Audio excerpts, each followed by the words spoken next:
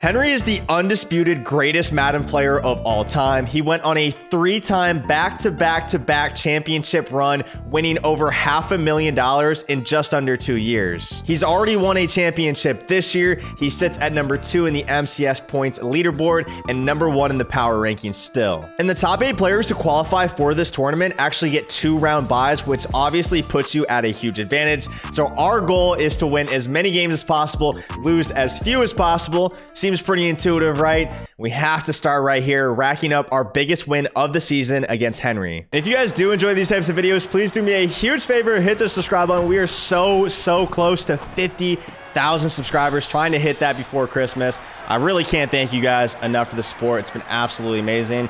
Other than to, upload high-level gameplays against the greatest Madden player of all time. Hopefully help you guys learn a bit about the game. And yeah, there's not really a lot of Henry gameplays on YouTube, is there? I feel like we have more on our channel than probably everybody else on the platform combined. We've had some great battles throughout the years.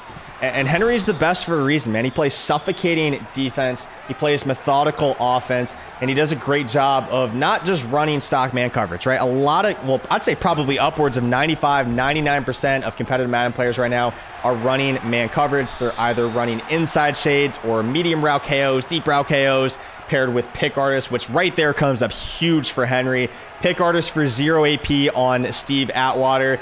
Any 50-50 animation, any 50-50 ball, that goes out there is likely going to be favored towards the defensive player with that ability. So it's an absolute must-have if you guys are playing right now. Regardless of whether you run man or zone, whether you blitz or you play coverage, you have to have a bunch of pick artists on the field. I use 2 at safety. The people who run man-to-man defense, they're using it pretty much everywhere. Every single DB on the field has them.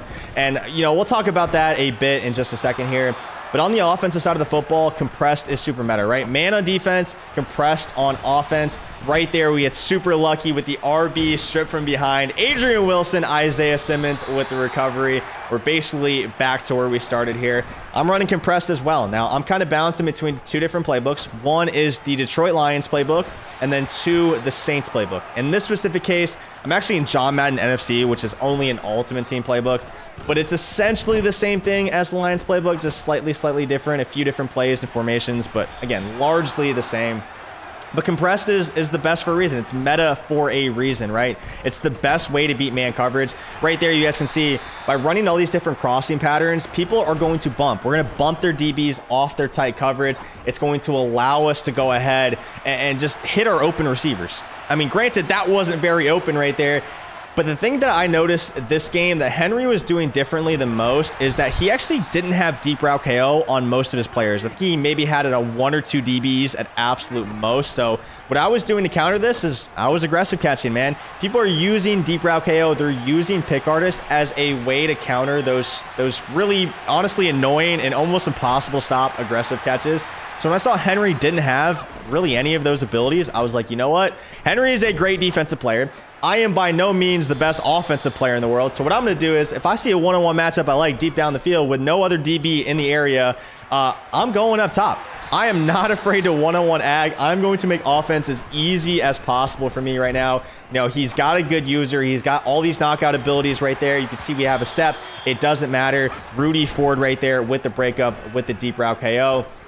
We go to the right here. He does not have deep route KO on Night Train Lane. It doesn't matter. That ball still gets knocked loose even without those abilities sometimes. And then right here on 3rd and 10, I mean, good defense again. He's doing a great job of mixing up that send 5, that send 3, which I really think separates, decent defensive players from great defensive players.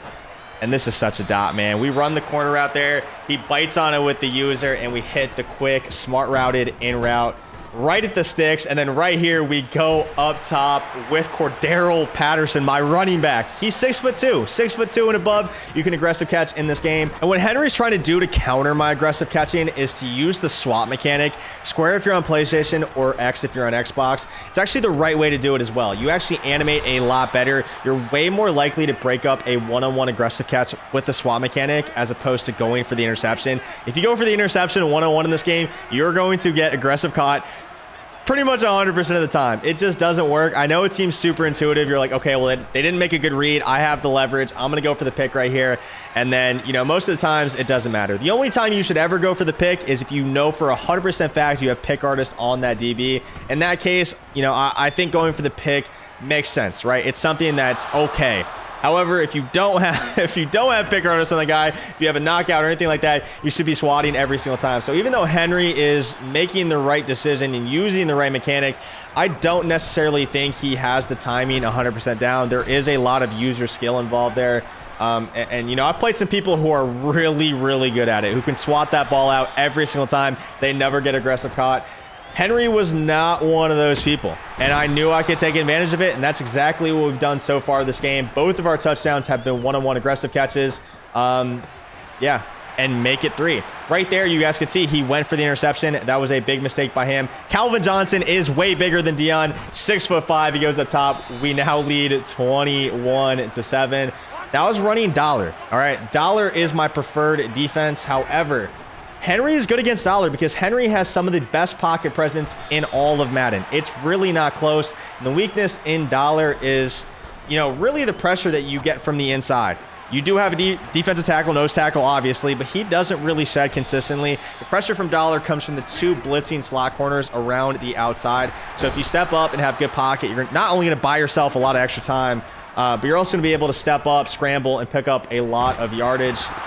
Right there, I think he maybe hesitated a bit trying to playmaker. We get the pressure. We force the fumble. Unfortunately, we do not scoop it up. And then a beautiful seam pass right there on 3rd and 15. So because Dollar does struggle against people with really good pocket presence, I decided to run a bit more 3-3-5 wide, which obviously generates more pressure up the middle. And then I was like, you know what? I'll just mix in Dollar in situations where scrambling with his QB won't really hurt me. Obviously, Rodgers not the quickest. And right there, he tries to scramble again. However, we get the pressure, and Montez Sweat with the fumble recovery. That was really killing Henry this game. That was a huge difference, right? He fumbled so many times, but honestly, most of them were really his fault, right? So far, I think he's fumbled 3 times. He got 1 of them. We got 2 of them. 2 of them were with his quarterback from us just playing good defense, playing good coverage, forcing him to scramble, and then hitting him right as he takes off. You know, the first one in the first drive was super lucky, right? We won't deny that. We got the strip from behind, although if you're not playing on conservative, I don't really feel bad for you. It seems after the most recent patch last week, fumbles are far more common. So I always set my coaching adjustments, my ball carrier to conservative. I'm not interested in trucking somebody or stiff arming somebody anymore. I do not want to fumble, right? I make enough mistakes throwing interception after interception, so I'd rather just not fumble on top of it. Right there, we have a good user. We basically just click onto the nearest guy, run all the way back, and allow our other guys to catch up and make the tackle. Red zone, dead zone. However, Henry, he's willing to take his checkdowns. That's what makes him so good on offense, right? He's methodical. But he has been pretty mistake-prone this game as well. A crazy route bounce right here. Throws into a lot of traffic. Very risky pass. That is the meta in the red zone right now as we get an absolute screamer right here. Joe Thomas just completely dumbs out for whatever reason, and Montez Sweat just comes screaming into the backfield. Makes a huge tackle for us. And brings up a 3rd and long where, again, Henry not really looking for it all in one play. He's willing to take his check down, and he'll make it a much more manageable 4th down from the 3-yard line. Now, the meta in the red zone right now is really 2 flat routes and then 2 crossers that hit the back of the end zone and then run along the top. It kind of dumbs out a lot of zones. Right there, though, we had super aggressive. We blitz 5, we contains, and then we cross, man. We scissor the solo side in the bunch. Super high-level adjustment right there. We force him to make a read right away, and we are draped all over that receiver. No chance that ball gets completed. 3rd and 9 here. You guys can see we got separation, but because he has these medium route KOs, it really doesn't matter. Right here, I had to call a better play. I don't necessarily hate it. I think if we had a bit more time, I think one of the slants was going to be open. We just had to pick the right one. We had Omaha. We could see the defense, and we somehow got stopped, which is honestly kind of embarrassing, but it's not like he was doing a whole lot defensively anyway. I guess on that 4th down, he did run a man-to-man and cover 3 hybrid, cover 3 on the left, man-to-man on the right. Not a lot of people do that. That's what makes Henry so great, right? He's willing to make adjustments. He doesn't sit in the same thing every single time. He's not going to allow you to pepper him with the same routes and combos for the entirety of the game. Although, yeah, I say that. We did aggressive catch him numerous times. But I would attribute that more to his ability setup and his ability to, kind of go for the user swat, as he does right there.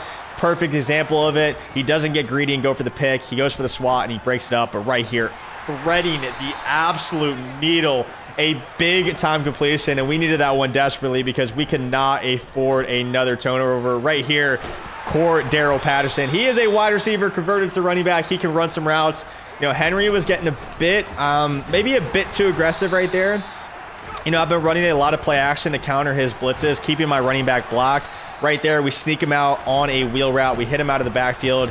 We have a few steps on his user, so I'll go with the high ball. And then right there, I'm not even interested in going for 7 at this point. I'm going to run the ball 3 times, take it to the 2-minute warning, kick my 3, and go up 2 possessions.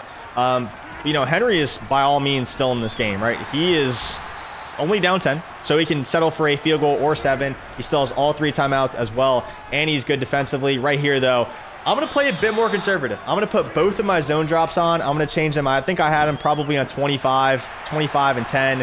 And I'm basically just defending the flats, forcing him to throw over the middle of the field. And right there, he gets just a bit too greedy, right? He's trying to get out of bounds, stop the clock, preserve his timeout. And because of this, we're able to take advantage, come up with the interception, and take down one of our biggest wins of the year over, again, the greatest Madden player of all time. I don't really want to rematch him. I would be perfectly fine with ending the year 1-0 against Henry, but I'm sure it'll happen again. Make sure you guys hit the subscribe button, man. Again, we're trying to get to 50K. Appreciate you guys always. I'll see you guys tomorrow, man. Peace.